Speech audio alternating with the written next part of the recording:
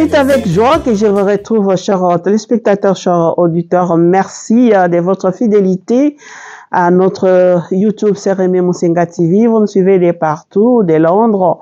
Vous nous suivez aussi de la France, de la Belgique, des États-Unis, du Canada, aussi de l'Italie, de l'Afrique du Sud, du Gabon, du Rwanda, de la Côte d'Ivoire, du Sénégal, du Congo-Brazza, de la République démocratique du Congo et puis partout. Merci de votre fidélité. Bienvenue aux nouveaux abonnés. Aujourd'hui, je vais répondre à une des questions qui m'a été posée par le téléspectateur. Comment garder sa foi malgré les combats spirituels? Je pourrais ajouter à cette question comment croire encore à la divine providence quand on est confronté au drame de la vie. Alors, les drames de la vie, il y en a beaucoup. Par exemple, le deuil. On perd un être cher, père, mère, frère ou sœur qu'on aimait beaucoup. Ou encore une dame ou une maman qui attendait la naissance d'un bébé. Voilà, il y a la fausse couche. Ou encore les amoureux, les Valentins, Valentines qui s'aiment très bien. Voilà qu'il y a la rupture amoureuse. Ou encore les divorces, les gens qui ont vécu longtemps, mais dans la main, voilà qu'ils divorcent.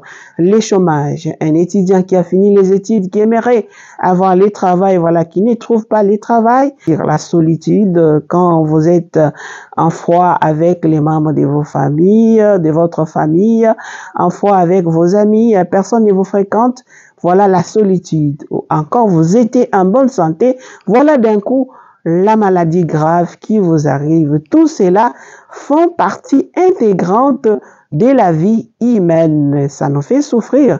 Les problèmes, c'est comment vivre cela.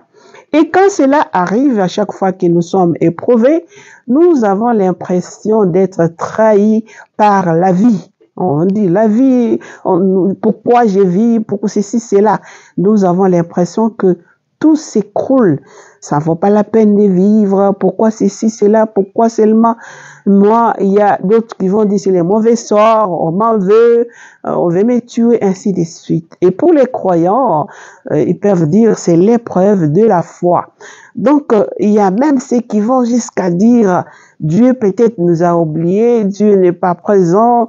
Et on a le sentiment que Dieu ne nous aime pas, Dieu ne nous soutient pas. Et quand tout cela arrive, on est vraiment découragé. Et peu de personnes pensent à demander peut-être conseil ou à s'ouvrir, ainsi de suite. Chaque personne le vit de sa manière. Et quand cela arrive, il nous est conseillé de prendre le temps. Qu'est-ce que cela signifie? C'est-à-dire entrer en soi-même, réfléchir face à la réalité qui nous arrive.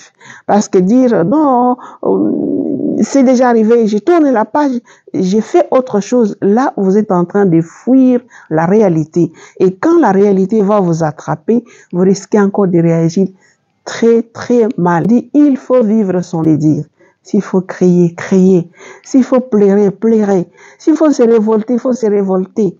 Ce sont des sentiments-là, parce que cette manière-là de faire, ça vous aide à faire sortir tous les sentiments négatifs qui sont en vous pour pouvoir rebondir après. C'est crucial de les faire. C'est vraiment crucial de les faire. Parce que si vous ne les faites pas, à un moment donné, ça va vous rattraper. Il est illusoire de vouloir se redresser immédiatement. Par exemple, vous êtes séparé avec votre mari, votre femme, et puis vous dites rien, ça ne fait rien, vous tournez la page. Qu'est-ce que c'est là? Ça vous amène peut-être à aller trouver une autre femme tout de suite, là, sans réfléchir, et ça vous amène plus tard des pépins. Vous comprenez? Donc, il faut vivre son deuil, comme on dit, et s'arrêter, regarder la réalité en face, prendre votre temps, si c'est nécessaire, méditer, et c'est là. Et ce qui peut vous aider, je vous conseille, lorsque cela vous arrive, prenez le temps de méditer les psaumes. Dans les psaumes, il y a beaucoup de psaumes là, qui sont remplis de cris, de larmes. Allez-y, priez ces psaumes-là. Mon Dieu, pourquoi m'as-tu abandonné? Il y a beaucoup de psaumes, je dirais, allez-y seulement dans la Bible, vous allez trouver des psaumes de lamentation. Allez-y faire ça. C'est une façon de vous libérer. Et vous verrez que dans la vie, vous n'êtes pas la première à vivre ça. Hein? Vous n'êtes pas non plus la dernière ou les derniers ou les premiers à vivre cela. Prenons l'exemple dans la Bible avec Job.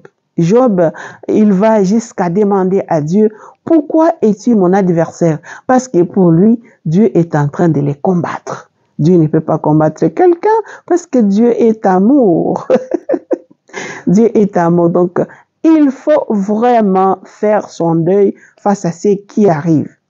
Si vous arrivez à passer cette étape-là, de faire les deuils, de regarder la chose en face, de s'arrêter, et en plus, il faut quitter cette attitude de victimisation et de se poser toujours la question, pourquoi seulement moi, pourquoi seulement, parce que les pourquoi là, ça va vous amener même à faire les pires que vous allez regretter dans la vie. Ou encore, vous prenez en victime, ce n'est pas moi, ce sont les autres qui m'ont fait ceci, là, seulement les autres. Bien sûr, ça peut arriver aussi que ce sont les autres qui vous ont causé du tort, qui ont fait ceci, cela. Maintenant, vous, face à ce qui est déjà arrivé, qu'est-ce qu'il faut faire? Il faut s'arrêter, accepter la réalité, c'est-à-dire les consentir. Consentir ne veut pas dire se laisser emporter par la tristesse de ce qui est arrivé, non. Pour consentir, il est donc nécessaire de renoncer à certains comportements. Les comportements, comme je le disais, laisser des pourquoi, trop de questions. Et cela risque de vous plonger dans une étape là où vous pouvez arriver de prendre des décisions que vous allez regretter, ou encore les pourquoi, autant de choses, ça peut vous enfermer sur vous-même. Parce que ce qui compte, c'est la manière dont vous prenez la chose, ce qui est arrivé. C'est ce qui est important. Et si vous regardez la réalité en face, vous pouvez arriver à surmonter l'épreuve et retrouver la vie. Perdre, je sais que c'est pas facile, peut-être vous allez dire que c'est illusoire. Non, c'est important. Par exemple, perdre un être cher, voir son enfant malade ou handicapé, assister à la faillite de son entreprise. Tout cela nous fait souffrir et nous pouvons y consentir, pas tout de suite, mais plus tard, après avoir regardé la chose en face. C'est pour cela qu'il faut adopter quelques attitudes nécessaires pour nous aider à faire face quand cela arrive. Même si nous savons que cela ne vient pas de nous, nous devons d'abord nous mettre dans la tête que sur notre route, d'autres personnes sont là, qui font route avec nous. Beaucoup de personnes peuvent nous aider d'une manière ou d'une autre si nous nous laissons aider aussi. Bon, c'est vrai qu'on ne peut pas partager avec n'importe qui ce qu'on vit. Mais on peut se laisser aider en regardant d'autres qui sont passés aussi par là. Mais il y a des attitudes qu'on va prendre personnellement pour pouvoir surpasser ce qui nous est arrivé. Par exemple, chaque jour, fixez un objectif à atteindre jusqu'à la fin de la journée. Vous avez perdu, par exemple, un être cher. Vous vous dites, il n'est pas là, il est déjà parti, le vide s'est créé, il est allé au ciel, etc. On ne le verra plus sur la terre des vivants. Néanmoins, au lieu de rester dans des pleurs continuels, je vais essayer de faire l'effort toute la journée de me rappeler peut-être une des phrases qu'il disait qui peut m'aider à garder des bons souvenirs de lui. Ou me rappeler des bons moments où on était ensemble, une fête ou dans telle circonstance on riait et tu te rappelles de ça toute la journée. C'est une façon de voir la chose autrement. Et c'est dire que ce qui m'arrive aujourd'hui, c'est pas la fin du monde. Ce n'est pas pour toute la vie. Ce n'est qu'une étape. Cela signifie, vous devez être convaincu que demain sera une journée différente que ce que vous êtes en train de vivre. Aussi croire à la signification d'une épreuve. Pourquoi cela m'est arrivé? Qu'est-ce que le Seigneur veut m'apprendre à partir de ça? Qu'est-ce que je peux apprendre de ça? Puisqu'on dit toujours, aide-toi et le ciel t'aidera. Bien sûr, il y a la part que nous pouvons faire comme personne, mais nous pouvons aussi compter sur la grâce de Dieu et aussi avec les conseils des autres. Si nous sommes conscients ou conscientes que ce qui nous arrive, c'est déjà arrivé à d'autres personnes, je dois vivre avec, je dois porter ma croix, je dois affronter cela, je dois consentir à ce qui m'est arrivé et je dois vivre pleinement la souffrance en criant, en pleurant, en se lamentant, en priant les psaumes et à la fin, je dois rebondir, j'accepte et la vie continue. À ce moment, on peut alors actualiser la parole de Dieu qui dit « Si les grains de blé ne meurent pas, ils ne portent pas de fruits. » Donc, s'il y a ceci, peut-être parce que cela arrivera. Ainsi, nos combats personnels peuvent être revêtis plus que jamais d'une dimension de participation à la croix de Christ. Pourquoi le Christ? Parce que c'est lui qui nous donne la force de continuer de vivre malgré tout ce que nous pouvons vivre dans la vie. Et c'est aussi la condition indispensable pour la paix véritable, la paix intérieure. Donc, retenons que nos épreuves peuvent donc être fertiles pour la résurrection.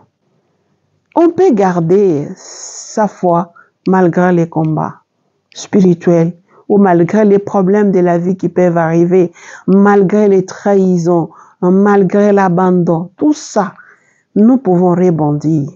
Parce qu'il y a encore l'espoir que nous sommes l'unique personne à prendre notre vie en main, à nous relever, à commencer encore à marcher, aller de l'avant. Personne ne le fera à notre place. Dieu va nous aider si nous nous aidons nous-mêmes. Les autres peuvent nous donner des conseils, mais la force intérieure pour dire j'accepte, je me lève, je marche, je fais, j'oublie, c'est personnel. Personne ne peut pas vous mettre dans les cœurs et dire aimez ou haïssez ou faites. Non, c'est vous. Quand vous décidez au plus profond de votre cœur que menace assez, maintenant je me décide, je vais vivre, je tourne à la page. Après avoir vécu toutes les étapes dont nous avons énumérées, vous verrez qu'on peut vivre sa foi, garder sa foi au-delà des épreuves qui peuvent nous arriver dans la vie. Voilà, merci beaucoup de nous avoir suivis. J'espère avoir répondu à la question qui m'a été posée. Merci d'avoir posé cette question. Il y a encore d'autres questions qui sont en réserve. Je ne manquerai pas, je viendrai encore répondre à ces questions-là. Merci de nous avoir suivis. Au plaisir de nous retrouver prochainement avec donc une autre réflexion. Au revoir et portez-vous bien.